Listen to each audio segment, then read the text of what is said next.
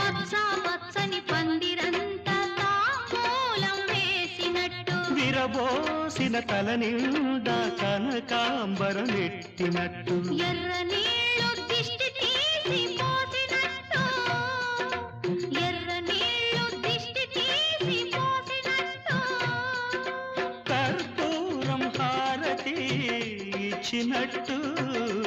ఆకాశం ఎందుకో పచ్చబడ్డది ఆ నడుమ బొట్టేమో ఎర్రబడ్డది